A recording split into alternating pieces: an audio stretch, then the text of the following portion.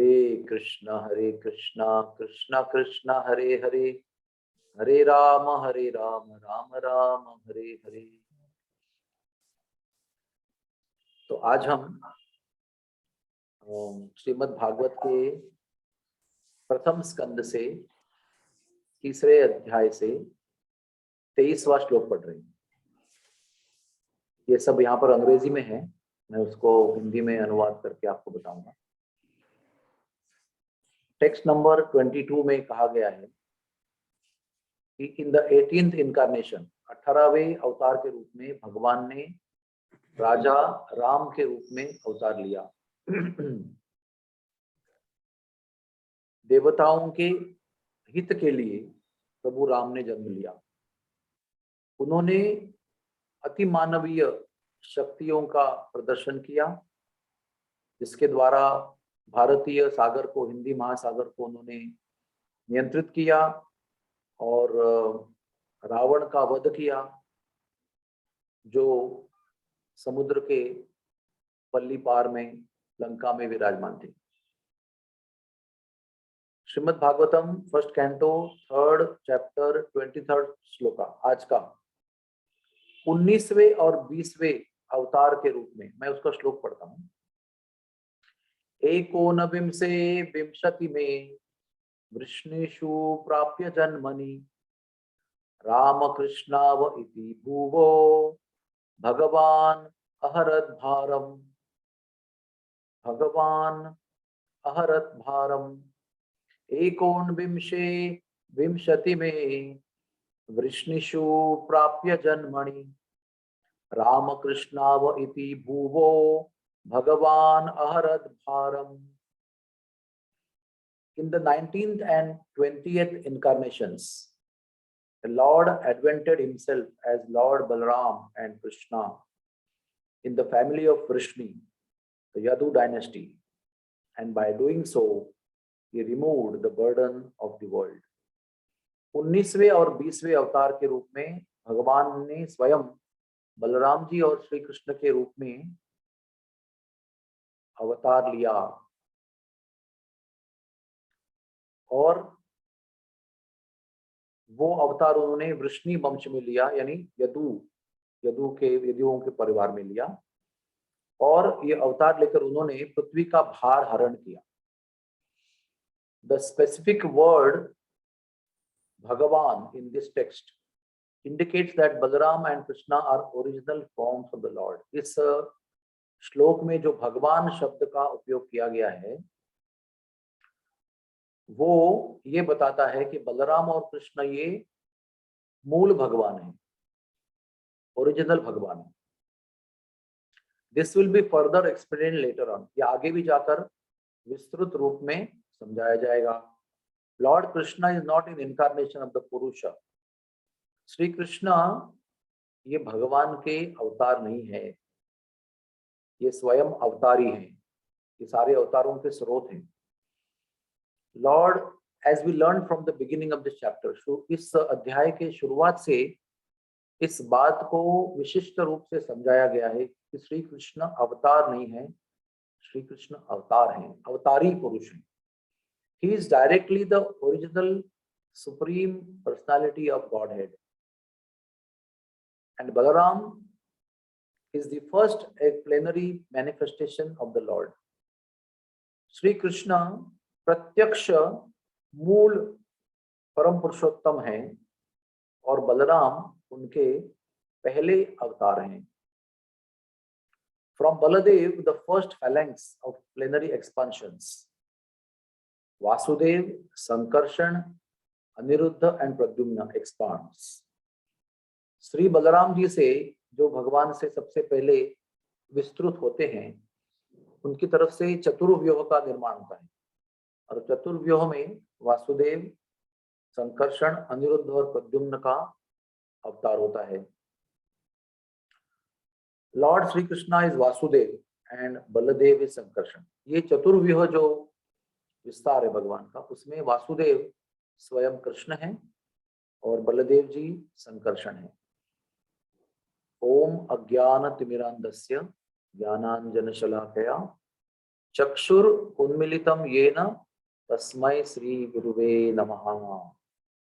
श्री चैतन्य मनोभीष्टम स्थापितम येन भूतले स्वयं रूप कदा मह्यम ददाति स्वपदान्तिकम्।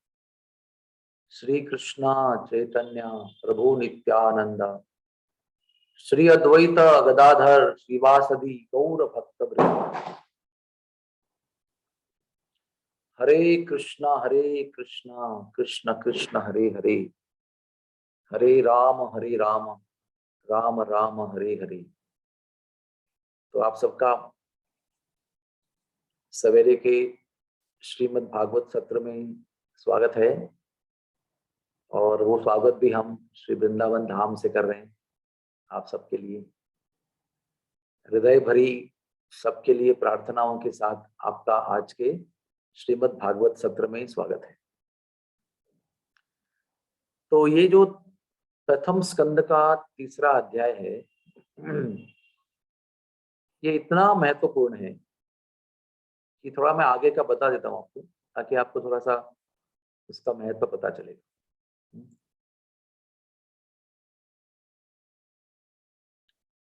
इसके 29वें श्लोक में कहा गया है, whoever carefully recites the mysterious appearances of Lord with devotion in the morning and the evening gets relief from all miseries of life। इसका अर्थ होता है कि ये जो तीसरा अध्याय है प्रथम स्कंद का, इसके सारे श्लोक अगर हम सुबह शाम अगर दोहराते हैं या उसको पढ़ते हैं, पठन करते हैं, उसका रिसाइट करते हैं सुबह और शाम, तो हम सब लोग इस भौतिक दुनिया के जो कष्ट हैं, जन्म मृत्यु के, जरा व्याधि के, सबसे मुक्त हो जाएंगे। ऐसा ही श्लोक भगवत गीता में भी दिया है, जन्म कर्म च मे दिव्यम एवं यो वेत्ति तत्वतः त्यक्त्वा देहम पुनर्जन्म नैति मामेति सो अर्जुन।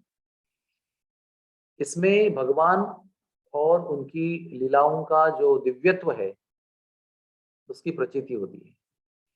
भगवान ये पूर्णतः आध्यात्मिक, पूर्णतः भगवान जो है वो आध्यात्मिक है।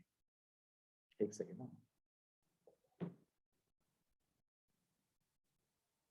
भगवान के विषय में कोई भी चर्चा या उल्लेख या उनकी लीलाएं ये कभी भी भौतिक नहीं होती है। भौतिक का अर्थ क्या होता है? जो नश्वर होता है, जिसको शुरुआत होती है और जिसका अंत होता है, ऐसे वस्तु को नश्वर कहते हैं। और वो सब ऐसी वस्तुएं इस विश्व में होती है। और भगवान के संबंधित जो चीजें हैं, जो भगवान का नाम है, भगवान का रूप है, भगवान की लीला है, और भगवान का धाम है, जैसे वृंदावन धाम, ये सब चिन्मय वस्तु है, ये सब दिव्य वस्तु है। वस्तु कहने का मतलब व्यक्ति है। इसमें नश्वरता का जरा सा भी लवलेश नहीं है। जैसे ही कृष्ण उच्चारण करते हैं, प्रभुपाद जी कहते हैं कि कृष्ण नाम का उच्चारण करते ही at once one is transported to the spiritual platform. तत्क्षण कृष्ण नाम का उच्चारण करने वाला जीव दिव्य स्तर पर अपने आप को पाता है। और वो दिव्य स्तर पे क्या है? सच्चिदानंद का अनुभव है। शाश्वती, पूर्ण ज्ञान, पूर्ण साक्षात्कार और पूर्ण आनंद का अनुभव उस दिव्य स्तर पर तत्क्षण होता है। और तत्क्षण दुखों का अंत भी होते हुए जीव को अनुभव होता है। तो क्लेशाग्नि तत्काल अनुभव होता है, और सांद्रानंद विषयतात्मा आनंद का अनुभव भी तत्काल होता है।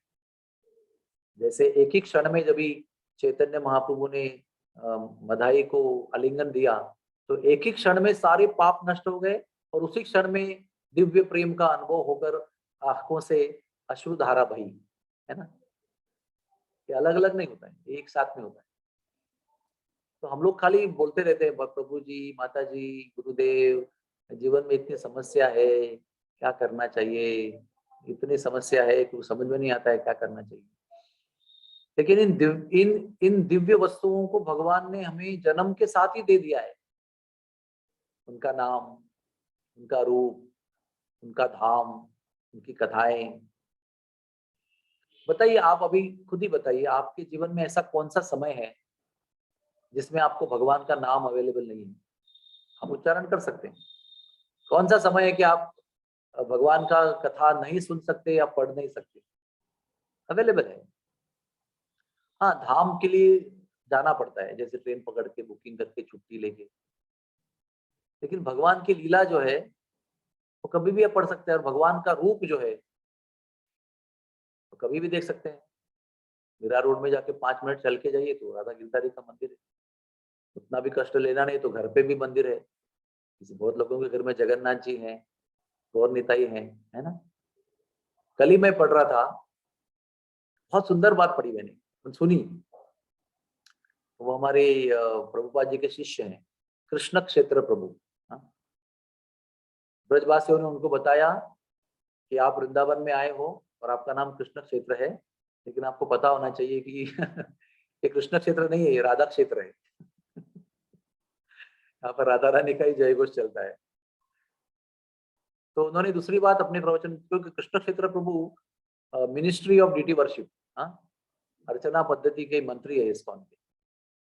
उन्होंने कहा कि ब्रजवासी लोग जब भी वृंदावन में थे और कृष्ण भी यहाँ पर थे, तो वो 10 साल उनके साथ में रहे, और 100 साल के ऊपर वो तो ब्रज के बाहर रहे। तो ब्रजवासी तड़पते रहे, कभी आएंगे, कभी आएंगे, कभी आएंगे। लेकिन हम लोग जो कलयुग में है, और ना ही हम वृंदावन में फुल टाइम रहते हैं, बम्बई में रहते हैं, हमारे लिए भगवान विग्रह के रूप में हर रोज उपलब्ध है, एवरी डे। कहीं मथुरा जाते नहीं, कहीं द्वारका जाते नहीं, कहीं हस्तिनापुर जाते नहीं, 100 साल के लिए हर दिन हर समय वही रहते हैं हमारे घर में। जब चाहे उनको खोल के आप देख सकते हो, निहार सकते हो, आपके साथ ही है। क्यों? क्योंकि प्रतिमा नाही तुम्ही, साक्षात ब्रजेंद्र नंदन। हे भगवान, आप मूर्ति नहीं हो, आप पेंटिंग नहीं हो और चित्रपट नहीं हो, आप साक्षात हो। You are right there my lord. तो इतना सुंदर हमारा जीवन है। देखो, परमोच्च दिव्य वस्तु जो है वो हमारे लिए बहुत ही आसानी से हर क्षण उपलब्ध है, कोई भी योग्यता ना होते हुए। हाँ, योग्यता का कोई विचार नहीं उसके अंदर, क्योंकि योग्यता का विचार करने जाएंगे ना तो बहुत जन्म बीत जाएंगे कि योग्यता क्या है समझने के। भगवान को भी समझ आएगा, आप हमारे लिए भी समझ आएगा, तो योग्य तो है ही नहीं हमारे पास। तो योग्यता का विचार न करते हुए नित्यानंद महाप्रभु, चैतन्य महाप्रभु हमारे लिए ऐसी भेंट लेकर आए हैं कि हम जब चाहे उसको ले सकते हैं, है ना। अगर आपको गुलाब जाम खाना है तो बच्चा सोचेगा कि अच्छा होता अगर मेरा पिताजी का गुलाब जाम का दुकान होता, तो मैं जब चाहे वहां गुलाब जाम खा लेता। काश मैं वो मिठाई वाले का पुत्र होता जो मेरा स्कूल का फ्रेंड है, लेकिन मैं उस समय जगह क्यों नहीं हूं। लेकिन अगर आपको जन्म ही मिलेगा गुलाब जाम वाले के घर पे, तो जब चाहे आप दुकान में घुस सकते हो और गुलाब जाम खा सकते हो। हम लोग वैसे ही हैं, कलयुग के जीव ऐसे क्यों हैं? क्योंकि कलयुग में कैसा है, प्रायेण अल्पायुषा सभ्या कलावस्मिन युगे जनः मंद सुमंद मतयो मंद भाग्या उपद्रुतः। ये हमारा गौरव है कलयुग में किया हुआ। ये सब हमारे व्यक्तित्व का पूरा सुंदर विश्लेषण और गौरव किया है। प्रायण अल्पायुषा सभ्या, इतनी कम आयु है ना कि ऐसे चुटकी से गुजर जाती है। अभी अभी बच्चे थे, अभी अभी पता नहीं 60 साल कैसे हो गए। और अभी जाने का समय भी आएगा। कलावस्मिन युगे जनः, ये कलावस्मिन नहीं, कली युग के लोगों का ये गौरव कर रहे हैं सुखदेव जी। मंद, मंद यानी बहुत ही ढीले हैं, इतने ठंडे दिमाग के हैं, कोई गति नहीं उनको। मंद यानी वेरी स्लो, आलसी। सुमंद मतयो मतलब मति जो है ना, उससे भी ढीली है, आगे नहीं बढ़ती है भगवान के विषय में, हमेशा भोग में लगी रहती है। मंद भाग्या, बहुत अनफॉर्चुनेट सब लोग हैं, बहुत दुर्दैवी हैं। क्यों? इसी बात को मैं कह रहा था कि सर्वोच्च प्राप्ति और वो भी सबसे आसान तरीके से उपलब्ध होने पर भी यहाँ पर लोगों को, हमारे जैसे लोगों को उसमें आसक्ति नहीं है, लगाव नहीं है, रुचि नहीं है, इंटरेस्ट नहीं है। चाव नहीं है उसके अंदर।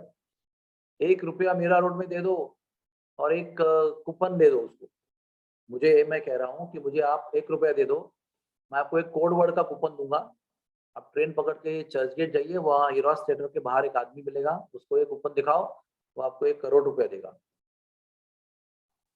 तो आदमी क्या बोलता है, अरे मीरा रोड के अंदर ट्रेन में इतनी भीड़ होती है, कौन चढ़ेगा उसके अंदर, ये सर्दी गर्मी का बारिश का मौसम है, इतना कष्ट होता है, हम तो नहीं जा पाएंगे भैया, मीरा रोड का ट्रेन बहुत मुश्किल होता है। इसी को मंदभाग्य कहते हैं, मतलब क्या कहें अभी। हाँ, हम लोग कहेंगे अरे मर जाऊंगा, लेकिन मैं वहां पहुंच के 1 करोड़ लेके आके बच्चों को देके फिर मर जाऊंगा। कोई प्रॉब्लम नहीं है। अगर लोग मेरे इस शर्ट को अपना मुंह पोंछते हैं तो मैं ऊपर एक अलग सा गंदा सा शर्ट पहन के जाऊंगा, जितना चाहे उतना पोंछो, और जाके वहां पर कैसे भी करके वो कूपन दूंगा और 1 करोड़ रुपए ले लूंगा। ऐसा सुनहरा मौका बार बार नहीं है, तो उसका भी एक्सपायरी डेट भी है, उसके पहले पहुंचना है। देखो कौन से टाइम पे भीड़ कम होती है, संडे को भीड़ कम होती है, सैटरडे को हाफ डे में कम होती है, ऐसा करके आपको वो एक्सपायरी डेट के पहले वहां पहुंचना है और 1 करोड़ रुपए लेना है। उसको भाग्यवान कहेंगे। लेकिन अधिकतर लोग ऐसा नहीं कहते, जैसे नहीं जाना है हमको, इतना दूर कौन जाएगा, इधर मिलेगा क्या मीरा रोड में, भक्ति विधान के गेट के पास मिलेगा क्या, तो इधर नहीं मिलेगा, हीरोस थिएटर के गेट पे ही मिलेगा। संबंध भाग्य, उसके आगे क्या कहा है, ही उपद्रतः, हमेशा कलयुग के लोग परेशान रहते हैं। परेशानी का कोई कारण नहीं है, कारण की जरूरत भी नहीं है, कलयुग का स्वभाव ही है, हमेशा परेशान रहते हैं। कभी घर की परेशानी, कभी बाहर की परेशानी, कभी जॉब में परेशानी, कभी फाइनेंशियल परेशानी, कभी कोविड की परेशानी, कभी ट्रैफिक की परेशानी, कभी वृंदावन में आओ तो शोर की परेशानी, ट्रैक्टर और हॉर्न और ढांगड़ंग ढांगड़ंग चलते रहता है, हर जगह परेशानी। और कुछ कम है तो हमेशा झगड़े चलते रहते हैं, पति पत्नी भाई बहन, और नंदी ससुराल, ससुराल के लोग, और बहू, और बहू के लोग, और भाई, क्या बताएं, काम के डिपार्टमेंट के अंदर झगड़े, उपद्रुतः, हमेशा उपद्रव उपद्रव से परेशान रहते। और इतना होने पर भी श्री कृष्ण भगवान ने हमको कलयुग में कोई भी योग्यता न होते हुए भी इतना सारा दिव्य प्राप्तियों को उपलब्ध करा दिया है। देखो आप सोचो, एक तो अभी मैं देख रहा हूँ बहुत लोग अभी एमबीबीएस के एडमिशन के लिए इतना कष्ट कर रहे हैं, इतना कष्ट कर रहे हैं, क्या बताऊं। मेरे निकट के मित्र और लोग हैं परिवार के, लास्ट स्टेज में आ गया उनका, अभी यहाँ चॉइस देना है, वहाँ चॉइस देना है, वहाँ खाना कहाँ मिलेगा, वहाँ हॉस्टल कहाँ मिलेगा, उधर वो पढ़ाई कैसी है, उधर कोई डिवोटी साथ में रहते, बाजू में कितने रहते हैं, कैसे आना जाना है, और वो चॉइस देंगे तो फर्स्ट कौन सा, बाद में का कौन सा, इतना इतना टेंशन है। तो एक एमबीबीएस एडमिशन के लिए जो 5 साल में डिग्री मिल जाएगी, जीवन भर उसका प्रैक्टिस करेंगे, धन कमाएंगे, जो भी कुछ है, इतनी योग्यता की जरूरत है। देखो आप, इतनी योग्यता, तो ये नहीं तो नीट एग्जामिनेशन दे दो, एक बार दो, 2 बार दो, नंबर नहीं आया ज्यादा दो, पर आप वापस दे दो, पढ़ाई करो बार बार, डिप्रेशन में जाओ, फिर पढ़ाई करो, फिर वापस नंबर इधर उधर, फिर उसका गेम सर्कस खेलो, एक डिग्री के लिए, जिसको 60 साल के बाद में 55 साल, पास 65 साल के बाद में प्रैक्टिस नहीं कर सकते, क्योंकि आप बुढ़े हो जाओगे। तो कुछ समय के लिए 30-40 साल के लिए करना है प्रैक्टिस, 50 साल कर कोई करेगा तो करेगा, बाद में बुढ़ा हो जाएगा, वो छोड़ देगा सब कुछ। उसके लिए इतना योग्यता और इतनी मेहनत और इतना कष्ट, और जीवन की सर्वोच्च प्राप्ति जो है वो फ्री में है। हाँ, तत्रार्पिता न नियमिता न स्मरणी न काला, कोई समय का बंधन नहीं, कोई जगह का बंधन नहीं, कोई जन्म का बंधन नहीं, तो ब्राह्मण होना चाहिए ऐसा कुछ नहीं, पढ़ा लिखा होना चाहिए ऐसे भी नहीं, आरोग्य संपन्न होना चाहिए वैसे भी नहीं, बीमार हो, अनपढ़ हो, दिखने में अच्छा नहीं हो, अच्छे कुल में जन्म नहीं हो, कोई पढ़ा लिखा शास्त्र नहीं हो, कुछ भी योग्यता नहीं है। बस जो नाम लेगा वो सर्वोच्च साक्षात्कार प्राप्त करेगा। अरे ब्रह्मांडे भ्रमिते कोनो भाग्यवान जीव, गुरु कृष्ण प्रसादे पाइया भक्ति लता बीज। देखो आप, कितना भाग्य है हमारा, अनंत जन्मों के बाद में ये पुण्य प्राप्त होता है कि जिसको भगवान का नाम प्राप्त होता है, और वो नाम प्राप्त होने के बाद फिर हम लोग उसमें इंटरेस्ट लेते नहीं है ना। तो आज के श्लोक में कृष्ण और बलराम के अवतार का वर्णन किया है। एते च अंश कला पुंस कृष्णस्तु भगवान स्वयं। ये जितने भी 18 अवतारों का वर्णन दिया है ना, वो सब इनके अवतार है सब। एते च अंश कला पुंस, यानी या तो कला है या तो अंश है, या तो प्लेनरी पोर्शन या तो part of plenary and plenary portion. ऐसे कला और अंश कहते हैं, अंशावतार और कला अवतार। और ये अवतार ही हैं, इनसे सारे अवतार निकलते, इनका ये किसी का अवतार नहीं। और वो श्री कृष्ण और बलराम, पहले उनका अवतार बलराम के रूप में, मतलब वो एक्सपांड होते हैं, तो वो लीला अवतार है, उसमें कोई भौतिकता नहीं है, केवल लीला करने के लिए आते हैं बलराम जी महाराज। और कृष्ण में और बलराम में कोई अंतर नहीं है, एक ही पर्सनालिटी है। एक खाली सफेद रंग के हैं, गौर वर्ण के हैं, और एक श्याम वर्ण के हैं, बाकी कोई अंतर नहीं है, बाकी सारी गुण ऐश्वर्य सब सेम है। और इसके आगे के जो उनके अवतार है, जब बलराम जी से चतुर्व्यूहों में विस्तारित होते हैं। चतुर्व्यूह का है वसुदेव, संकर्षण, अनिरुद्ध, प्रद्युम्न, राम, लक्ष्मण, भरत, शत्रुघ्न। तो वासुदेव जो है वो कृष्ण के एक्सपांशन है, और संकर्षण जो है वो बलराम जी के एक्सपांशन है। और इनमें अंतर क्या है बलराम जी और संकर्षण में, और कृष्ण और वासुदेव में? कृष्ण माधुर्य रस में है और वासुदेव ऐश्वर्य रस में है, और बलराम जी माधुर्य में है, और संकर्षण जो इनके एक्सपांशन है वो ऐश्वर्य में। और एक मजे की बात सुनाता हूँ, महाभारत के अनुसार ये संकर्षण जो है ये ओरिजिनल शेष नाग भी है, अनंत शेष भी है। और ये ओरिजिनल अनंत शेष जो है वो भी ऐश्वर्य में है, और वो अनंत अनंत शेषों में विस्तारित होते हैं। मतलब एक संकर्षण भगवान है और अनलिमिटेड अनंत शेष उनके अवतार, एक एक ब्रह्मांड में एक एक है। और 14 भुवन के नीचे जो रसातल है सबसे नीचे, और रसातल के भी नीचे जाते हैं, और गर्भोदक सागर में नीचे जाकर अपने सर पे, अपने फनों पर ये ब्रह्मांड को धारण करते हैं।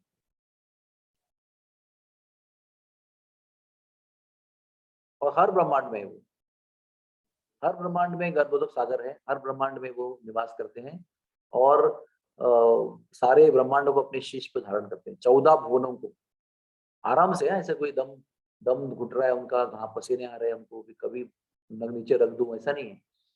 कहते हैं कि वो अनंत शेष के रूप में जब ब्रह्मांडों को अपने शीश पर धारण करते हैं, तो मुख से अनंत समय तक, निर्माण काल के समय तक, सृजन के शुरुआत से, तब से वो कृष्ण का गौरव करते आ रहे हैं, और चालू है उनका, is constantly glorifying Sri Krishna and his pastimes and his qualities। और इतने खरबों खरबों साल के बाद में भी उनका कहते हैं कि शुरुआत भी अभी बराबर से नहीं हुआ, अभी तक बहुत बाकी है। ये हमारे संकर्षण है। और कृष्ण जो वासुदेव के रूप में आते हैं, फिर वो देवकी के गर्भ से आते हैं, 4 भुजा के रूप में पूरे ऐश्वर्य के साथ, शंख चक्र पद्म गदा धारण करके आते हैं। प्रभु राम के रूप में आते हैं, फिर लक्ष्मण के रूप में संकर्षण जी आते हैं, ओरिजिनल अनंत शेष। कैसे सुंदर लीला है देखो भगवान। हमारे लिए तो क्या लगता है कि परित्राणाय साधुनाम विनाशाय च दुष्कृताम धर्म संस्थापनार्थाय संभवामि युगे युगे। कितना मेहनत करते देखो, धर्म संस्थापन करते हैं, राक्षसों का नाश करते हैं, और युग युग में आते हैं, संतों की रक्षा करते हैं। लेकिन ये सब उनका अंदर जो ऐश्वर्यमय अवतार है वो करते हैं।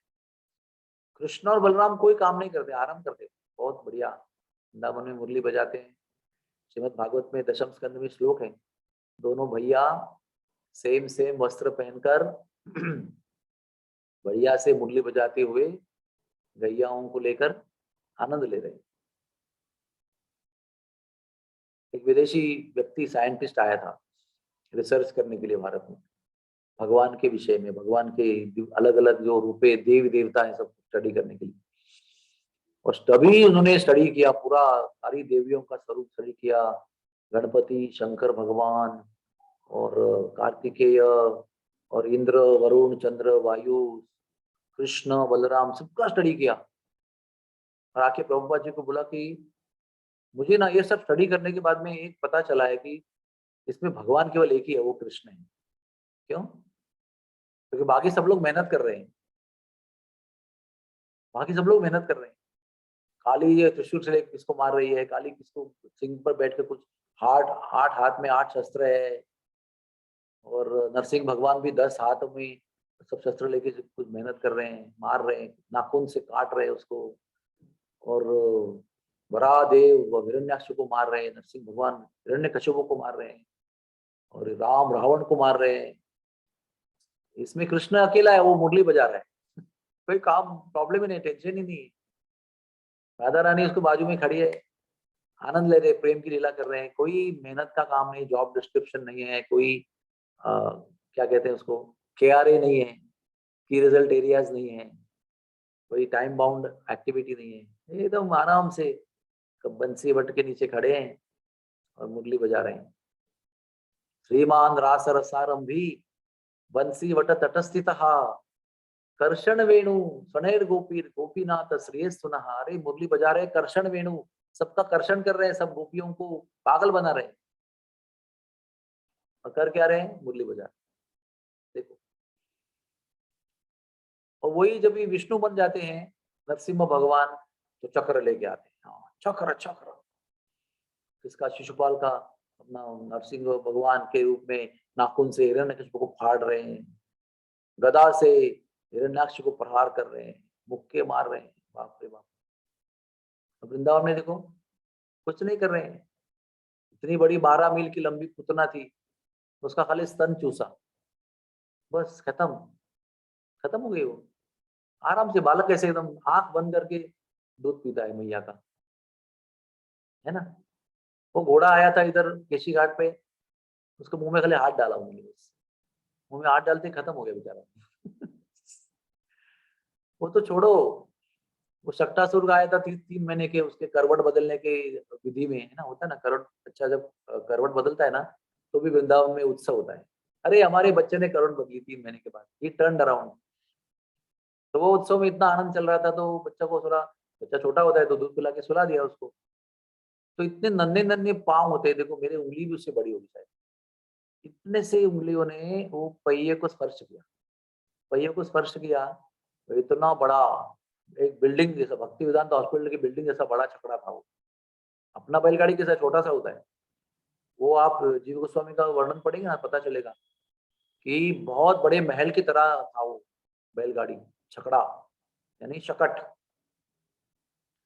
और बर्तन से वो सब भरा हुआ था ऊपर, धाड़ धाड़ धाड़ धाड़ धाड़ गिर गया और चकनाचूर हो गया। क्यों? बच्चों ने कहा क्या हुआ, कहाँ हुआ?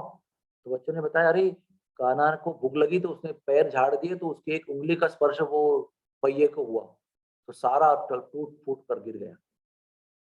तो इतनी ऐसी बात थी कि किसी बड़े ब्रजवासियों को ये यकीन ही नहीं हुआ, ये विश्वास ही नहीं हुआ, ये कैसे हो सकता है, इतने से पैर, इतना बड़ा छकड़ा, और ये बच्चे कह रहे हैं कि उसका पांव लग के गिर गया। लेकिन सुखदेव जी बता रहे हैं कि ये सच है। और बाद में क्या हुआ, एक साल का बर्थडे हुआ, फर्स्ट बर्थडे ऑफ कृष्णा। सोच सकते हैं हमारा भी पहला बच्चे का फर्स्ट बर्थडे, मतलब लगता है कि डेमिगॉड का ही बर्थडे हो रहा है घर पे, हमारे बच्चे का पहला बर्थडे, क्या बात है, ऐसा लगता है। अभी जो साक्षात भगवान है उसका फर्स्ट बर्थडे हो रहा है, तो कितना आनंद होगा, तो सोचो आपने, कितना बड़ा उत्सव होता होगा, कितनी आनंद, कितने ब्राह्मण, कितने श्लोक, कितने वाद्य बजते होंगे, नृत्य होते होंगे, मिठाइयां बटते होंगे, दक्षिणा देते होंगे ब्राह्मणों को, यज्ञ मंत्र उच्चारण करते होंगे, इतना आप खाली कल्पना ही कर सकते हैं, इतना आनंद का मौसम होगा। उस समय हमारे कान्हा जी मैया का दूध पी रहे गोद में बैठकर, अचानक इतने भारी हो गए, इतने भारी हो गए, इतने भारी हो गए कि मैया को भी लगा, अरे क्या हो गया, बालक को कोई भूत भूत तो नहीं चपट लिया उसको, इतना भारी कैसे हो गया वो। तो पैर दुखने लगे जब वो गोद में रखा था उसको, झट से नीचे रखा, उतने में वो आ गया बवंडर, तृणावर्त, व्हर्लविंड के रूप में, और ले गया उठा के। हमारे लाला को थोड़ा सा हवा में सैर करने की इच्छा थी, आ गया बवंडर, ले गया उसको आकाश में सैर करने के लिए, ऊपर ऊपर ऊपर ऊपर अवकाश में लेके जा रहा है, आकाश से अवकाश में, यानी कि स्काई से लेकर स्पेस में लेके जा रहा है। और हमारे कन्हैया आनंद ले रहे हैं, कंधे पे बैठकर पूरा सैर कर रहे हैं बहुत बढ़िया से। फिर उसको लगा कि अरे इसको पटकना चाहिए ऊपर से, फेंक देना चाहिए बालक। उस समय इतने कोमल हाथ, मक्खन मतलब मैया जो है ना हमारी यशोदा मैया, वो ना उसको लेने के लिए भी हमेशा झिझकती है। अरे इतना मतलब समझो ऐसा बालक मेरे हाथ में, तो ऐसा पकड़ूंगा बालक, फिर दोनों उंगली मिल जाती है, इतना मुलायम शरीर है। कृष्ण को आप सोचो कि आप ऐसे पकड़ रहे हो, काख में ऐसे हाथ डाल के उठा रहे हो, तो दोनों अपनी उंगलियां ऐसे मिल सकती है, इतना मुलायम शरीर है उसका, मक्खन जैसा। तो मैया को लग रहा है मेरी उंगलियां अभी कठोर होंगी, कि मैं उठाऊंगी मेरे कठोर उंगलियों से तो लाला को कष्ट होगा, ये सोचकर वो उठाने के लिए भी झिझकी जा रही है। रोहिणी भी बलराम को उठाने में हिचकिचा रही है। गोपियां भी सोच रही है अरे हमारी कठोर उंगलियां, इसका मक्खन जैसा शरीर कैसे उठाएंगे। ये जब जाता है गैया चराने को तो रो रही है घर पे, इसके मक्खन जैसे मुलायम चरण कमल जब किसी कंकड़ को, पत्थर को, कांटों को लगेंगे तो कैसे होगा, ये सोचकर ही रो रही है घर में। जब वो उंगली लगाते तो लाल हो जाते हैं दबाने से। ऐसा मुलायम अंग वाला कृष्ण अभी तृणावर्त के कंधे पर बैठा हुआ, और तृणावर्त के मन में क्या चल रहा है उसको अंतर्यामी होने की वजह से पता चल रहा है कि अभी मुझे ये फेंकने की बात सोच रहा है। तो अपने नन्हे नन्हे कोमल मक्खन से भी अधिक मुलायम उंगलियों से उसने उसका गला दबाया उस पहाड़ जैसे राक्षस का, और दबाया तो वो उधर ही खत्म हो गया आकाश में ही। फिर उसका जो मरा हुआ देह था पहाड़ जैसा, जिसके कंधे पर कृष्ण विराजमान है, वो जीं करके नीचे आ गया, धड़ाड़ करके गिर गया, और इतने जोर से आवाज आई कि मैया भाग के आई, क्या हो गया। देखती है तो जहां पर कृष्ण को रखा था वहां पर कृष्ण नहीं है। उसके पहले भी सब लोग ढूंढ रहे हैं कहाँ गए, सब लोग सब उड़ रहे हैं, सब अंधेरा अंधेरा छा गया, बैलगाड़ी उड़ रही है, सब उड़ रहे हैं, इतनी जोर से हवा रही। जब देखते तो क्या है, पूरी हवाई सफर करके अपने मक्खन जैसे मुलायम उंगलियों से गला दबा के तृणावर्त का वध हो चुका है। ऐसा है। तो मैं क्या कह रहा था, कोई मेहनत नहीं करते, सब आराम से करते हैं, बड़े बड़े एकदम लीलया कहते हैं उसको संस्कृत में। मतलब लीला मतलब क्या, लीला करने में कोई कष्ट नहीं होता है, काम करने में कष्ट होता है, जॉब करने में कष्ट होता है, ऑफिस में जाके मेहनत करनी पड़ती है, आदमी थक जाता है। लेकिन ये ऐसा लीलया मतलब लीला करने से आनंद और आनंद बढ़ता है, और ऊर्जा बढ़ती है, शक्ति भी बढ़ती है, और थकान महसूस नहीं होती। तो वो व्यक्ति प्रभुपाद को क्या बोला, ये सब मैंने स्टडी किया है, जहां भी मैं गया हूँ सब जगह पर ये मुरली बजा रहे हैं और कुछ कर नहीं रहे, ऐसा है। तो ये समझना जरूरी है ये कृष्ण है कौन। ये कृष्ण परम पुरुषोत्तम लीला पुरुषोत्तम है, और ये ऐसा है ना इनका व्यक्तित्व की, आते भी है ना तो अपना भगवान होना, ये जो रियलिटी है ना, वो सत्य को भी छोड़ के आते हैं। क्योंकि ना कई प्रकार की माया है ना। उसमें से एक माया है जगन मोहिनी माया। दशम स्कंद में ना उसका वर्णन आता है, जब भी कृष्ण भगवान मथुरा गए, कंस को मारा और अपने माता पिता को कारागृह से मुक्त किया, उस समय ये आप पढ़िए, जगन मोहिनी माया का उल्लेख आता है एक श्लोक के अंदर। क्या है ये जगन मोहिनी माया? ये जगन मोहिनी माया जो है, ये आपके और हमारे दिमाग में से इस ज्ञान को छीन लेती है कि कृष्ण भगवान है। तो बचता क्या है, कृष्ण भगवान नहीं है मतलब क्या है, तो मेरा भाई है, मेरा बेटा है, मेरा बॉयफ्रेंड है, मेरा फ्रेंड है, गौ चारण करने वाला, उधम करने वाला, चोरी करने वाला बालक है, इतना ही बचता है नॉलेज। किसी को पता नहीं है, किसी को पता ही नहीं है कि ये कृष्ण भगवान है करके। अरे वो तो लाला है मेरो, अरे हमारो लाला है वो। कितनी बार ब्रज में चर्चा हुई, अरे नंद महाराज, अरे कौन है तेरा लाला, तू तो एक पत्थर भी ना उठाए सके, वाने तो 7 दिन पर्वत उठाए धारण कियो, कौन है तेरा लाला? कोई देवता है, कोई ऋषि है, कोई सिद्ध बाबा है, कौन है? तो बाबा पेट धर के, पेट पकड़ पकड़ के हंस रहे हैं, अगर ये देवता, अरे देवता कोई, आकाश में जब गड़गड़ाहट होती है बादलों की तो देवता डरते हैं क्या? वो खुद गड़गड़ाहट करते हैं आकर आकाश में। और ये तुम्हारा देवता आकाश में गड़गड़ाहट होते ही भाग के मैया के गोद में आता है और सांस सिसकियां भरते हुए डरते हुए कि मैया दूध पिला तो डर लग रहा है, आकाश में देखो कोई हवा आ रहा है। और आप कहते हो कि कोई ऋषि मुनि है क्या? ऋषि मुनि तो कितने बड़े अपने इंद्रियों को नियंत्रण करते हैं, अपने दमन करते हैं, कोई सब भावना में कोई ये नहीं है, उनका अतिरेक नहीं है, उनका भूख पे नियंत्रण है, उनका मन में नियंत्रण है, उनका निद्रा में नियंत्रण है, उनका लघु शंका में नियंत्रण है, सब में नियंत्रण है उनका। और ये जब माखन खाने को जाता है और माखन नहीं मिलता है तो गुस्सा आता है इसको। वो गोपियों के बच्चों को कान है ना, उसको चिमटा निकालता है, उसका कान में पानी डालता है, और भी नहीं हुआ तो फिर वहां पर लघु शंका करके ही चला आता है हमारे घर के भूमि पर, फर्श पर। ये कैसे वो ऋषि मुनि है। और सिद्धि बाबा की बात कर रहे हो, ऐसे करके एक एक करके काटते काटते गए। और ये उन जो नंद बाबा जब एक्सप्लेनेशन दे रहे हैं कि कैसे ये देवता नहीं है, कैसे ये ऋषि मुनि नहीं है, कैसे ये सिद्ध बाबा नहीं है, कैसे ये नहीं है वो नहीं है, ये कहते कहते पेट पकड़ पकड़ के हंस हंस के फिर गिर जाते हैं आसन से जमीन पर। और वो सुनकर देखकर बाकी लोग भी पेट पकड़ पकड़ कर हंस पर जमीन पर लोटपोट हो रहे हैं, हंस रहे हैं कि हम क्या सोच रहे हैं और क्या बोल रहे हैं। क्यों ऐसा ही है कि वो भगवान है, लेकिन दिमाग में सॉफ्टवेयर डिलीट कर दिया उनके, ये भगवान है। और बार बार जब इसको सॉफ्टवेयर को एक्टिवेट करने का प्रयास करते हैं ना कि ये भगवान है, तो अपने आप डिलीट हो जाता है वो। क्योंकि और एक सॉफ्टवेयर है उधर, माधुर्य रस, वो इतना पावरफुल है कि ये ऐश्वर्य रस वाला जो ऐप है उसको डिलीट ही कर देता है वो, टिकने ही देता नहीं दिमाग के अंदर। ऐसा ब्रज का सॉफ्टवेयर कॉन्फ़िगरेशन है। और उसका कारण क्या है? जगन मोहिनी माया। तो जगन मोहिनी माया ऐसी है कि किसी ब्रजवासी को वो ये विश्वास करने को देती नहीं है कि कृष्ण भगवान है। इसलिए सब लोग आनंद लेते हैं, क्योंकि अगर भगवान बन के आएंगे तो सब लोग सलाम करेंगे, आरती करेंगे, श्लोक उच्चारण करेंगे, पूजा करेंगे, है ना। वैकुंठ में क्या होता है? दिन रात यही चलता है। सब लोग स्तुतियां गा रहे हैं, वेद के ऋचाएं गा रहे हैं, प्रार्थनाएं गा रहे हैं, षोडशोपचार पूजा हो रही है। तो आप जाएंगे ना श्रीरंगम मंदिर में, क्या होता है? दिन भर स्तुतियां और पूजन और वही चलते रहते हैं। वहां पर माखन चोरी की बात नहीं होती है श्रीरंगम में और द्वारका में और कांचीपुरम में और तिरुपति में। बस ऐश्वर्य भाव में उनका पूजन चलता रहता है बस। उससे तो भगवान भी तंग आते हैं, सोचो आप।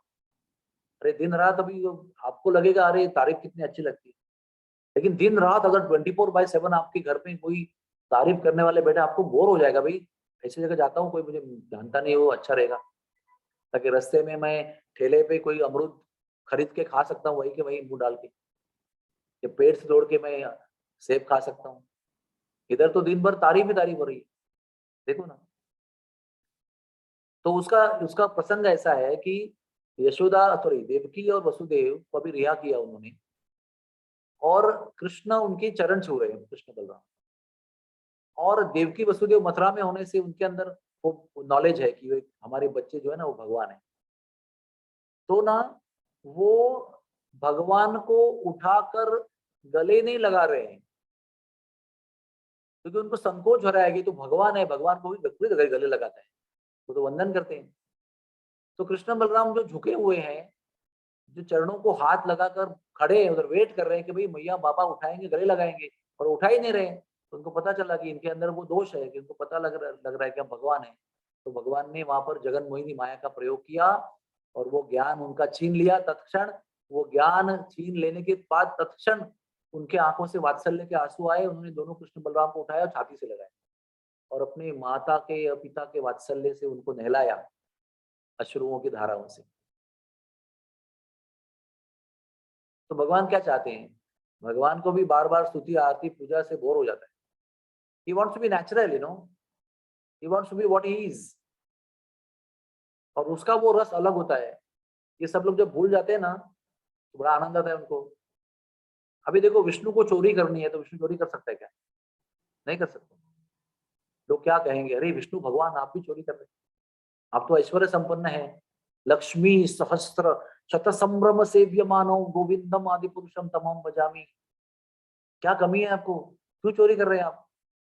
तो क्या कहेंगे देवताओं को, अरे भैया मुझे भी चोरी करने की इच्छा है। नहीं कह सकते वो, समझो मैं हूं अभी, हाँ, भक्ति वेदांत का डायरेक्टर हूँ, और मुझे लग रहा है कि अभी मुझे डायबिटीज है और मेरी वाइफ मुझे लड्डू खाने देती नहीं है, तो अभी वाइफ सोई हुई है बेडरूम के अंदर दरवाजा बंद करके, चलो डब्बा खोल के लड्डू खा लेते। लेकिन मैं ऑफिस में आके बोलूंगा क्या हमारे स्टाफ को, तो मैंने ना आज ना मेरी वाइफ सोई थी ना, तो मैं किचन में जाकर वो लड्डू खा लिए, उसको पता ही नहीं चला। लेकिन मेरे अंदर वो अगर इच्छा होगी तो मैं कैसे पूरी करूंगा उसको? ऐसा है भगवान का भी, है तो वैकुंठनाथ, लेकिन वो गोपियों को छेड़ने का दिल करता है उनको, मैया को सताने का दिल करता है, गाय चराने का नंगे पैर दिल करता है, हाँ बहुत सारा काम करने का दिल करता है। तो कैसे करें? एक काम करते हैं, ये सबके दिमाग में जो ये बात फिट है ना कि मैं भगवान हूँ, उसको डिलीट कर देते, फिर हो गया ना मामला साफ, फिर जाओ आराम से आनंद लो, और मैया यहाँ तक उसको मक्खन खिलाती है। पद्मगंधा मक्खन है वो, जिसमें कमल की कॉन्सेंट्रेटेड खुशबू आती है, एसेंस वाला नहीं, रियल वाला। गाय भी घास खाती है, वो कमल दल का खुशबू वाला घास खिलाती है उसको मैया, गायों को, और वो दूध देती है तो उसको भी कमल की खुशबू आती है। और सोचो उसको दही जमा के जब मंथन करके जब उसका नवनीत निकालेगा कॉन्सेंट्रेट, तो वो कितना सुंदर खुशबूदार होगा। ऐसा वाला मक्खन इतनी मेहनत करने के बाद में यहाँ तक खिलाती है उसको, ताकि ये नटखट बालक कहीं जाके चोरी करके नहीं खाए। लेकिन यहाँ तक खाने के बाद में मैया बस हो गया, अभी नहीं जा रहा है मुझे, इतना तक खिलाती है, पैक कर देती है, फिर भी उसके बाद जाकर चोरी करके खाता है। कहाँ स्पेस होती है उसके पेट के अंदर? कैसे निर्माण होती है स्पेस, बताओ?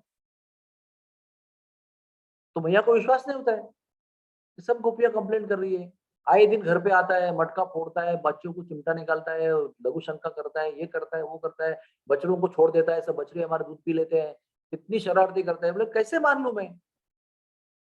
तुम्हारे घर में किसी के घर में ऐसा मक्खन नहीं वैसा मैं बनाती हूँ यहाँ पर, और ये I am make it sure कि उसका गले का आकंठ भोजन कराऊं उसको, और तुम कह रही हो कि तुम मेरे घर पे आके चोरी करते हैं, कभी तो दिखाओ प्रूफ उसका। तो गोपियां प्रयास करती है, फिर बार बार हार जाती है उसको पकड़ने में, और वो अंगूठा दिखाता है, मैंने कहा था ना मत करो पछताओगी, फिर भी तुमने किया, देखो कितना पचका हो गया तुम्हारा अभी। ऐसी लीला करते हैं, और राधा रानी उसके भी ऊपर है। ऐसी चटपटी लीला करने के लिए उनको राक्षस राक्षस का डिस्टर्बेंस भी नहीं चाहिए, क्योंकि वो बीच में आएगा तो फिर उसको मुंह में हाथ डालना पड़ेगा, या तो चूसना पड़ेगा, या तो ऐसे गला दबाना पड़ेगा, डिस्टर्ब होता है ना बीच में। तो ऐसी जगह होनी चाहिए कि कोई डिस्टर्बेंस होना ही नहीं चाहिए। नंदगांव, बरसाना, इधर ना कंस को एक बार औरत बना दिया पूरा राधा रानी ने, बाद में वार्निंग दिया औरत से आदमी बनाने के समय, दोबारा आओगे ना, दोबारा आओगे ना, परमानेंट कन्या बन के रहोगे, याद रखना। इधर की तरफ सोचना भी नहीं है, देखना तो दूर की बात है, सोचना भी नहीं है आपको इधर इसके बारे में, समझा ना? तो ऐसा भागा उधर से वो, दोबारा खुद भी लौट के नहीं आया, गीले कपड़े से भागा, खुद लौट के नहीं आया, किसी को भेजा भी नहीं, कोई हिम्मत नहीं किया बरसाना नंदगांव में प्रवेश करने का। बोलो, मतलब एक तो जगन मोहिनी माया सबके दिमाग में से वो नॉलेज छीन रही है, और राधा रानी वातावरण भी निर्माण कर रही है कि ऐसा प्योर डोमेस्टिक एटमोसफेयर होना चाहिए, इसमें कोई ऑरा नहीं है कि मैं, ऐश्वर्य का भाव नहीं है, कोई मैं भगवान हूँ इसका कोई नहीं है। और वो गोपियां उनका ताने मार रही है, गाली दे रही है, और भगवान भी हमारे कैसे हैं, जब गोपियां गाली देती है ना, क्या क्या बोलती है उनको, नामी मैं यहाँ बोल नहीं सकता हूँ। तो भगवान कहते हैं कि मैं कान लगा के सुनता हूँ उसको, इतना अच्छा लगता है ना। वो वैकुंठों का, वैकुंठों में जो मैं ऋचाओं का, प्रार्थनाओं का श्रवण करता हूँ, उससे हजारों गुना अधिक मीठा मुझे गोपियों की गाली लगती है। तो सुनने के लिए तो आता हूँ मैं, उनको सताता हूँ ताकि मुझे गाली दे दें। फिर बोलेंगे वो, अरे ने कहे उठा जा रे, ये छोरा नंद जू को, ए बोलते मेरा वजन उठा के दो जरा, नीचे से उठा के सर पे रखो, बहुत भारी है। तो हमाली भी कर रहे हैं भगवान उनकी, उनके रास्ते के कंकड़ भी उठा के बाजू में कर रहे हैं, झाड़ू भी लगा रहे हैं कभी कि राधा रानी के पैर में कंकड़ ना लगे, मतलब हर चीज करने को तैयार है। गायों को मालिश करते हैं, प्रेम से उनको गले लगाते हैं, गोबर में लोटपोट हो जाते हैं। तो विष्णु बन के वो गोबर में लोटपोट नहीं हो सकते ना, पेट के बल पर स्केटिंग नहीं कर सकते हैं। तो विष्णु का सब कुछ ऐश्वर्य छोड़कर आते हैं और नंद का बाबा के गौशाला में बछड़ों का पूंछ पकड़ के, जब बछड़े डर के भागने लगते हैं तो पूंछ छोड़ते नहीं है, पेट के बल गिर जाते हैं और पेट के बल पर वो स्केटिंग करते हैं कृष्ण बलराम गौशाला के अंदर। और देखते हुए यशोदा और रोहिणी की आंखों से आंसू आ रहे हैं प्रेम की। रोहिणी कह रही है, दीदी दीदी देखो, जल्दी जल्दी आ जाओ, देखो देखो कैसे हो रहा है, कैसे वर्णन करूं, खुद आके देखो।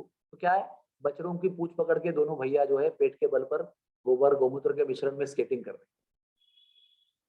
ये सीन वैकुंठ में नहीं मिलेगा आपको देखने के लिए, श्रीरंगम में नहीं मिलेगा, अयोध्या में नहीं मिलेगा, द्वारका में नहीं मिलेगा, बद्रीनाथ में नहीं मिलेगा। इसके लिए वृंदावन आना पड़ेगा आपको। लेकिन एक बात है, इस अध्याय के आखिरी श्लोक में प्रभुपाद जी ने तात्पर्य में लिखा है कि जो लोग हृदय से पवित्र हैं, मन से पवित्र हैं और अपने कार्य से पवित्र हैं, इन्हीं लोगों को आत्मा के स्तर पर ब्रज में प्रवेश मिलेगा। जिसके कार्य में पाप है, मन में पाप है, विचार में पाप है, ये व्यक्ति ब्रज में शरीर से भी आएगा तो आत्मा से उसको प्रवेश नहीं मिलेगा। शरीर से आएगा, रूम बुक करेगा, ट्रेन बुक करेगा, आएगा, इधर घूमेगा, इधर गया उधर गया बोलेगा, चला जाएगा, उसके हृदय को, आत्मा को कृष्ण की कृपा नहीं छुएगी। तो प्रभुपाद बताते हैं कि सबके लिए एंट्री है वृंदावन धाम में, लेकिन जो धर्म में दिए हुए नियमों का पालन करके शुद्ध पवित्र जीवन जीता है, उसके लिए आत्मा का प्रवेश होगा, आत्मा को छुएगा कृष्ण की कृपा, राधा रानी की कृपा। और ये जगह जिसमें मैं बैठा हूं, इस जगह का नाम है रमन रेती। एक रमन रेती गोकुल में भी है। यहाँ पर दुर्वासा मुनि आए थे नंगे कृष्ण बलराम को देखने के लिए। उनको यकीन नहीं हुआ कि ऐसे नंगे पर ब्रह्म कैसा हो सकता है। हमारा जो पर ब्रह्म है, जिसको हम पूजते हैं, जिस पर ध्यान करते हैं, वो ऐसा हाँ नंग झड़ंग कैसे हो सकता है। यहाँ का क्या बोलते हैं, नंग झड़ंग, जिसको हम नग्न कहते हैं, तो इधर की भाषा में नंग झड़ंग कहते हैं। तो ऐसे हमारे परमात्मा नंग झड़ंग रूप में कैसे दर्शन दे सकते हैं, परमात्मा कैसे हो सकते हैं। तो वो भगवान उनके पास में आए और गोद में बैठ गए सीधे, धूल में मखे हुए नग्न भगवान कृष्ण उनके गोद में आ गए और सीधे उनके नाक में से उनके पेट में घुस गए। सॉरी, भगवान नहीं घुस गए, भगवान ने दुर्वासा मुनि को खींच लिया अपने नाक में। तो नाक में से भगवान के पेट में गए और अनंत, कितना लंबा वर्णन है उसका गर्ग संहिता में। करोड़ों वर्ष तक एक वैकुंठ से दूसरे वैकुंठ, एक द्वीप से दूसरे द्वीप, एक प्रलय से दूसरे प्रलय तक इतना विहार किया उन्होंने। फिर भगवान ने नाक से बाहर फेंका। तब तक उनको ये पता चल गया था कि ये विष्णु पर ब्रह्म नहीं है, यही भगवान है। नंगा हुआ तो क्या हुआ, लीला कर रहे हैं। तो वो रमन रही थी उधर गोकुल में। और जहां पर हम लोग बैठे हैं, जहां पर इस्कॉन का मंदिर है, यहाँ पर हमारा भक्ति वेदांत हॉस्पिटल है, परिक्रमा रास्ता है, ये सब रमन रीति है। यमुना जी की रीति है पूरी। ये हमारा जो अस्पताल है ना, हम लोग बांध रहे थे ना, तभी हमने 25 30 50 फुट तक खोदा, फिर भी पत्थर नहीं लगा, रेती रेती लगी। फिर रेती के अंदर उसको सीमेंट का, कंक्रीट का प्लिंथ बनाया गया और तब जाकर हमारी बिल्डिंग बनी। पूरा जमुना जी का रेत है यहाँ पर पूरा। तो ये रेत में कृष्ण भगवान खेले हैं, कृष्ण बलराम जी ने क्रीड़ा किया यहाँ पर। ये इस्कॉन का जगह जो है रमन रेती का, ये जंगल था पहले। यहाँ पर शेर और जंगली हाथी और सिंह आते थे। विद्यापीठ चौराहे तक, बांकी बिहारी के पास तक ही वृंदावन था। तो लोगों ने कहा था प्रभुपाद जी को, अरे तुमने यहाँ पर जगह क्यों लिया, इधर तो जंगल है, कौन आएगा उधर। तो प्रभुपाद जी ने कहा कि रुको जरा, आप थोड़ी देर में देखो क्या होता है। आज पूरा जंगल में मंगल हो गया है। मुंबई से भी अधिक जमीन का भाव है इधर, तो इतना भीड़ है इधर।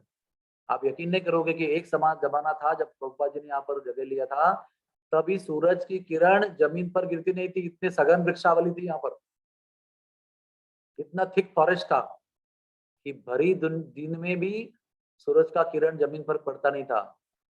No space for the sun rays to fall on the ground. आज देखिए कैसा हो गया उसका परिवर्तन।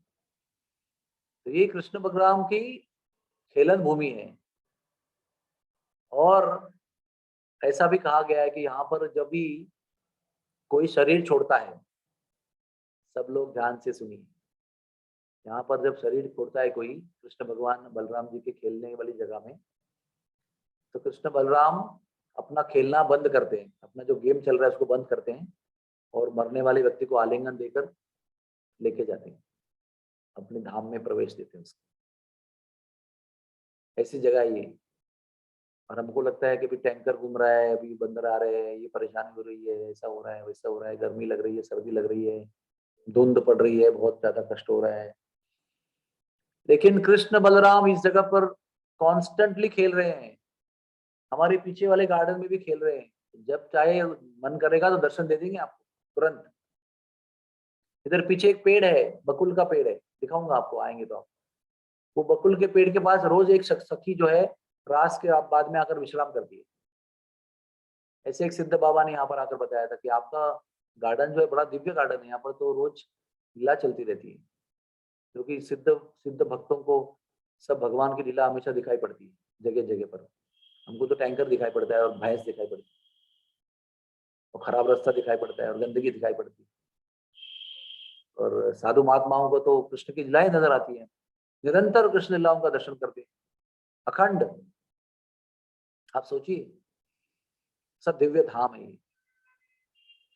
तो वो कृष्ण बलराम दोनों अपने भगवान का पद छोड़कर इस भूमि में आकर खेलते हैं।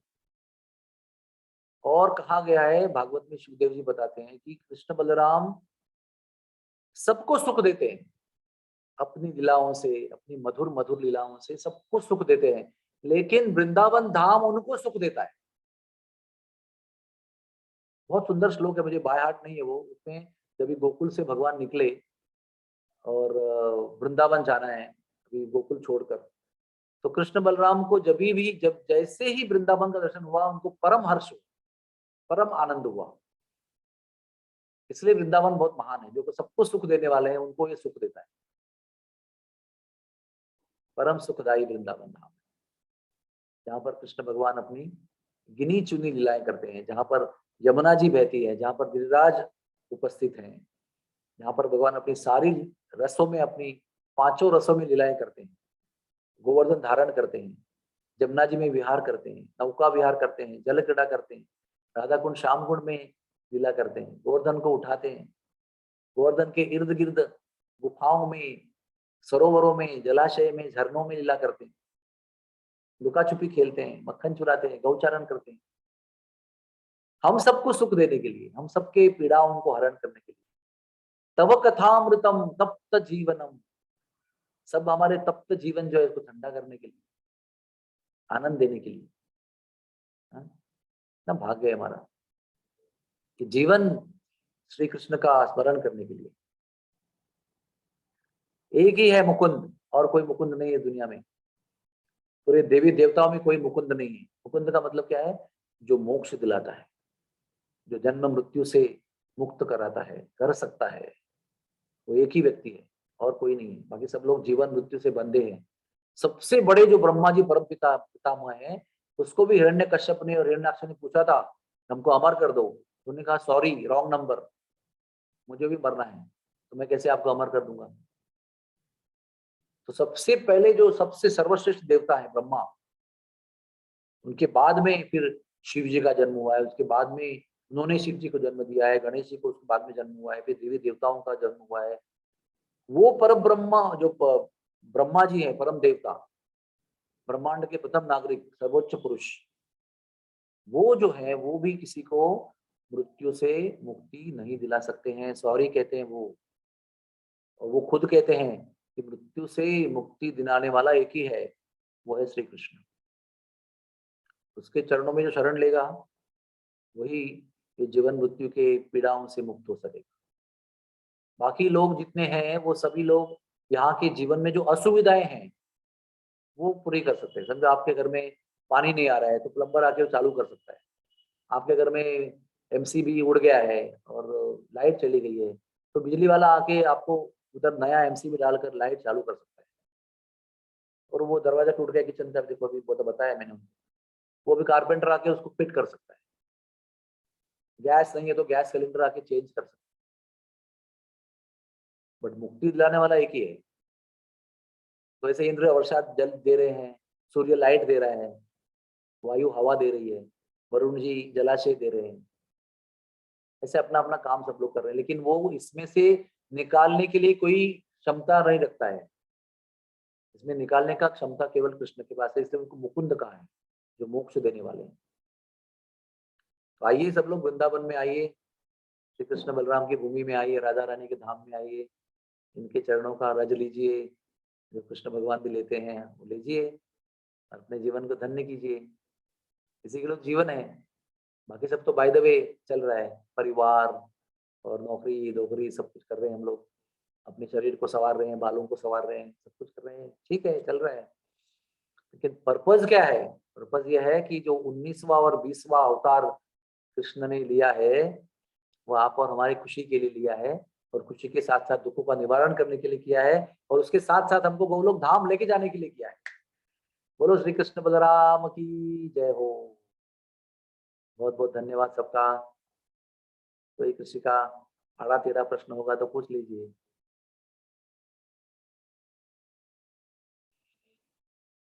Anybody has any question?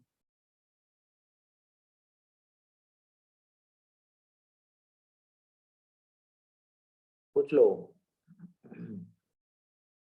Audio on करके पूछ सकते हैं, नहीं तो हम हरे तुरंत। कृष्णा। यस, कौन है? हाँ मधुर लीला।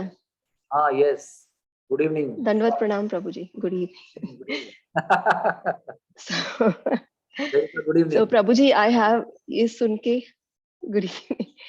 अगर मैं समझो यहाँ पर मरूं, मैं इंडिया में नहीं मरूं, वृंदावन में नहीं मरूं, तो मुझे क्या गोलोक धाम जाने का ऐसा नहीं है, रास्ता भगवान ने बंद हो जाएगा? इंडिया में मरना है या अमेरिका में मरना है, भगवान ने क्या कहा है? अंत काले च माम एव स्मरण मुक्त्वा कलेवरम। जिस जगह पर शरीर छोड़ते समय कृष्ण की याद करेंगे आप, आपके मन में वृंदावन होगा, वृंदावन की स्मृति होगी या कृष्ण की स्मृति होगी। हाँ, कहीं भी आप नरक में भी रहेंगे, कहीं हाँ टिम्बकटू में रहेंगे, अमेज़न के जंगल में शेर के मुख के सामने रहेंगे, फिर भी आप गोलोक धाम जाएंगे। Don't worry. हमको क्या कल्टीवेट करना है? हमको कल्टीवेट करना है कृष्ण की स्मृति। Try to cultivate the remembrance of the lord in your day to day work, whatever you are doing. You are right now in the gym, I can see. Even if you are gymming, remember Krishna. When you are eating, remember Krishna. Cooking, remember Krishna. Working, remember Krishna. Practice remembrance of Krishna. Then you may remember him when you are departing from this world, and that will take you back to Godhead. Don't worry. ठीक है? And प्रभु जी, एक और आपने वो ऐश्वर्य और माधुर्य का बोला। सपोजिंग मैं रोज सुबह संसार दावा, रोज शाम को गौर पूजा, मैं बोर हो जाती हूँ, तो sometimes I stop doing the regular, I just do sometimes Radha Ashtakam or some Vaishnav song. So it's okay, right? Or we have to follow? It's okay, but ultimately अगर आपका मन ऐसा है कि आपको कुछ देर के बाद में बोर हो जाता है, तो ये राइट मूड नहीं है। अल्टीमेटली ये सब दिव्य चीजें हैं, और उसमें भी आपको बोर हो रहा है, तो फिर वो कृष्ण नाम में भी बोर हो जाएगा, फिर कैसे स्मृति होगी? So I want to sing new Vaishnavas.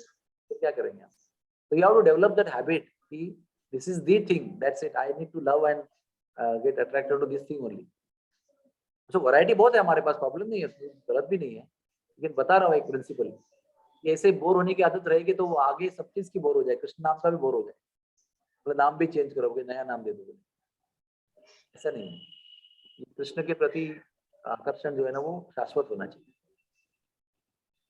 Yes छाया माता जी। हरे कृष्ण प्रभु जी, दंडवत प्रणाम। बहुत प्रणाम।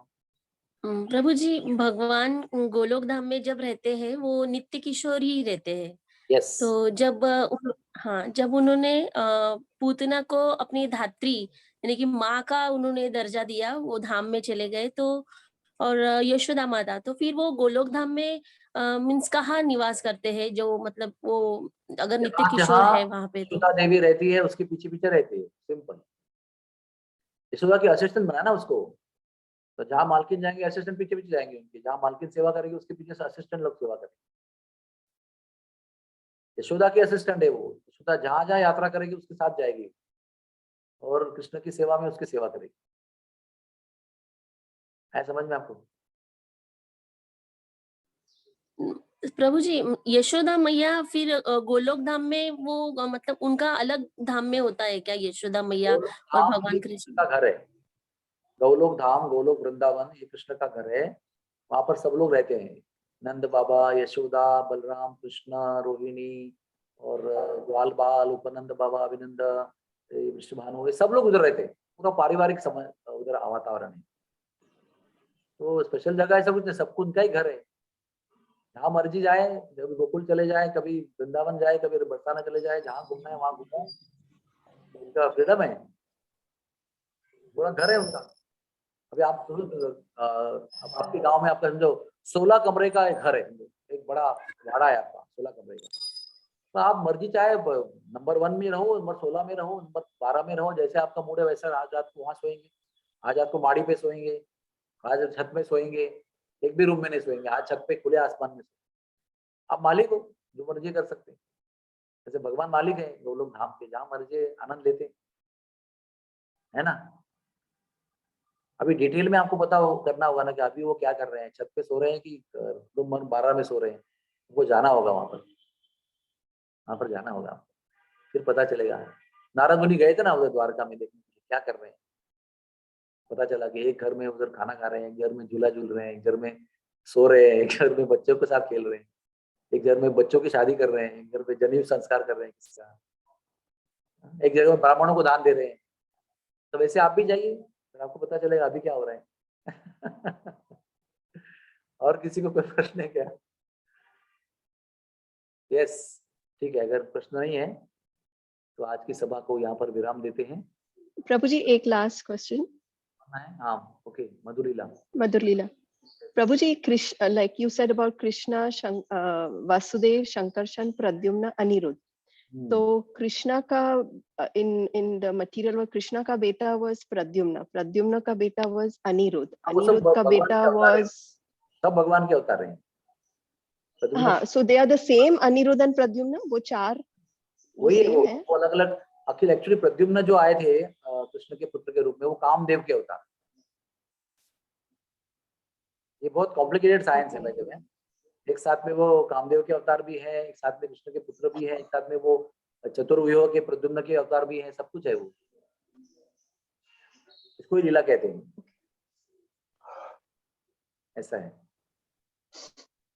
तो वही राम कृष्ण, वही राम लक्ष्मण भरत शत्रुघ्न बनकर आते हैं सीता में, ऐसा है। बहुत आनंद है इसके अंदर। Don't worry, it's all happiness. Just go on reading regularly, will come to know gradually. ठीक है, और कोई कुछ का प्रश्न है? Okay, so thank you very much everybody. जय जय श्री राधे। आप सबको बहुत जल्दी ब्रजवास प्राप्त हो, राधा रानी आपको बार बार बुलाएं, ब्रज में सेवा दें। हरे कृष्णा, धन्यवाद। थैंक यू वेरी मच प्रभु जी, हरि बोल।